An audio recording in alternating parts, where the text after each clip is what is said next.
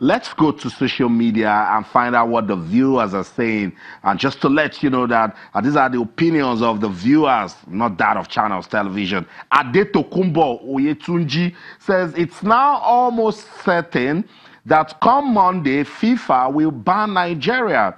But let all those involved in this macabre dance know that they can't take our joy away, and that someday they shall pay dearly for putting their interest above that of our fatherland. That's a concerned football follower right there. And he's expressing his mind.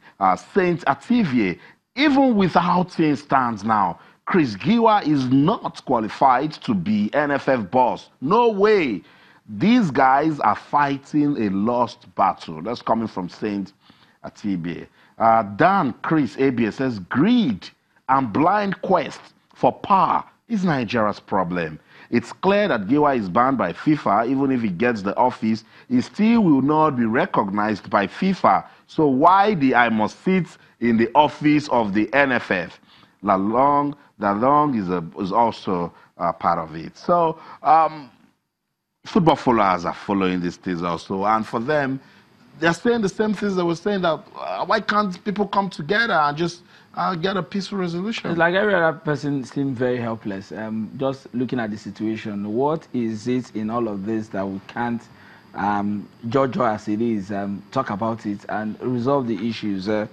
If it's were to be a family problem like we want to believe it is, if it's something that you can come in and people talk about it and we'll move on. What is it that is making it difficult, really difficult or seemingly impossible for us to really sort out these things and everybody moves forward? And I think share the sentiments of a lot of people who are trapped in all of this. Because when you look at it, football in Nigeria is not about the persons that are running these games. There are people who are earning a living from this industry, and if we really want to take them into consideration, we know that this is something that should be resolved quickly and people move on with their lives. As it is, Nigerian football is on pause mode. Yeah, it's on pause mode, and hopefully we'll get past this, because at the end of the day, in the not too distant future, when we look at the roles played by different individuals in all of this, I mean,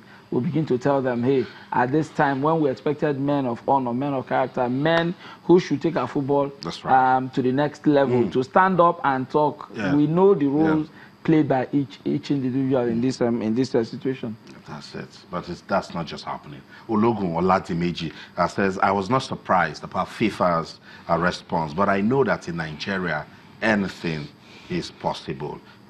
It's coming. It's coming. You guys are talking tough. Keep those messages coming. Oshinowa Kingsley says the epileptic managerial deficiency of our society has not left football behind. Society, as FIFA's ban is almost inevitable. Come Monday, FIFA has made their direction crystal clear. Let's talk about the CAF Confederations Cup now. It will come alive again on the weekend, and a lot of fixtures up for you to follow. But let's quickly talk about the one that concerns us. Eimba, they will be taking on Joliba. First leg ended 1-0. Alfred in Port Harcourt. We expected more from Eimba in that one, but let's see what's going on with this match. If you look at the way they lost it in the last match in Cote d'Ivoire, you want to worry for this team and their away form, that's not their only away loss. They lost. Recall they lost to Kara 3-0. Their first away game. So it puts Enyimba in a very, very tight situation. They must get results. They must get at least a point in this game to stand any chance of making progress in this group. Already, we are suffering presently from our poor showing on the continent, and the last few years, and it has caught up with us now.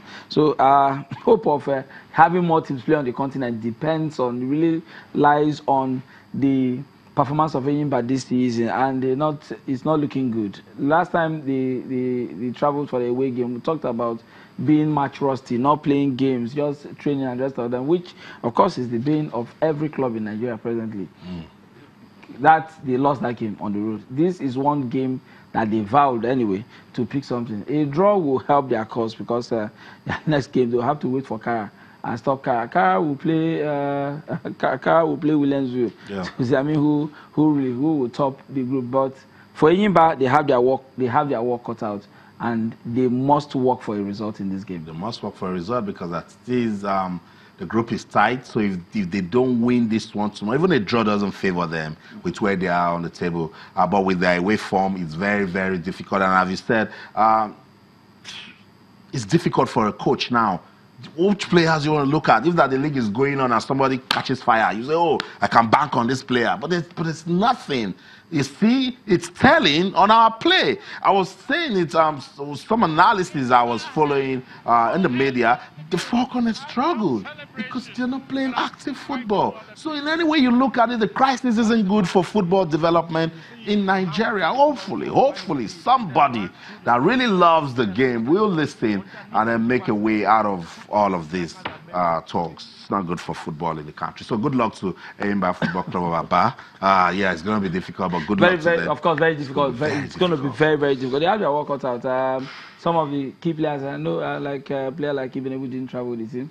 But I think they would have just. This is like staring down the barrel of a gun. You just have to sail this time, or you sink.